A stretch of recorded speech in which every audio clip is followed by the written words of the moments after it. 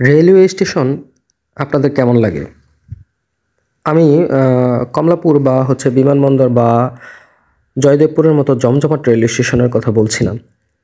এই সমস্ত রেলওয়ে স্টেশনের অন্যরকম একটা ক্যারেক্টার আছে, ব্যস্ততা, বিভিন্ন ধরনের গল্প তৈরি হয় এইখানে।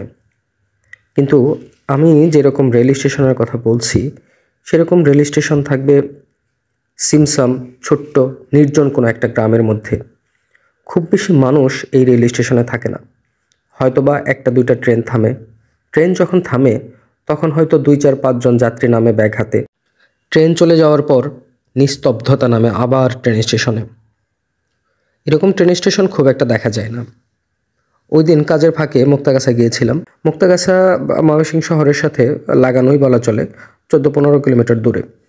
আমরা মুক্তাগাছা শহর ক্রস করে যাইনি, কাছেই গিয়েছিলাম, ময়মনসিংহ শহরের কাছেই। ময়মনসিংহ রেল স্টেশন আর বিদ্যাগঞ্জ রেল স্টেশনের মাঝখানে একটা রেল স্টেশন হচ্ছে বাইগনবাড়ি রেল স্টেশন। এর আগে যে ক্লিপসটা দেখলেন সেটা বাইগনবাড়ি রেল স্টেশন। আমি ভেবেছিলাম স্টেশনটা পরিত্যক্ত, পরে খোঁজখবর নিয়ে জানলাম স্টেশনটা পরিত্যক্ত না।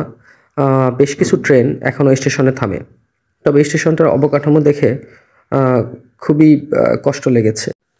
স্টেশনের মতো রেল লাইনকেও আমার খুবই নিঃসঙ্গ মনে হয়। মনে হয় খুবই দুঃখে কাতর হয়ে পড়ে আছে। যখন রেল লাইনের কোনো লম্বা ফুটেজ নেওয়া হয় বা ল্যান্ডস্কেপ নেওয়া হয়, তখন মনে হয় যে কী যে দুঃখ রেল লাইনের। এই কারণেই কিছু কিছু মানুষ যারা অনেক দুঃখী তারা রেল লাইনে গিয়ে আত্মহত্যা করে। অনেকভাবেই মানুষ আত্মহত্যা করে, তবে রেল লাইনে ঝাঁপ দিয়ে যারা আত্মহত্যা করে তাদেরকে আমার কাছে বেশি দুঃখী মনে হয়। রেল লাইনের মতো সমান্তরাল বা আঁকাবাঁকাভাবে বয়ে যায় নদী। নদীর সাথে রেল লাইনের এই জায়গায় অদ্ভুত একটা মিল আছে। নদীও বয়ে চলে, এক বুক দুঃখ নিয়ে সাগর পর্যন্ত যায়। রেল লাইনও ঠিক তাই যায়।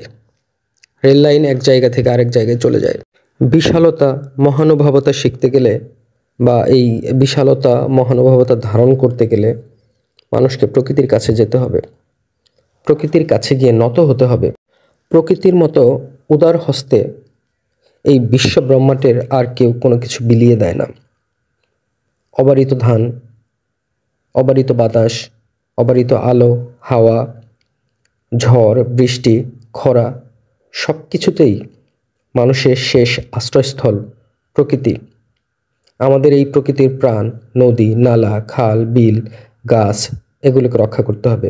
দিন শেষে মানুষ প্রকৃতিরই একটা অংশ মাত্র।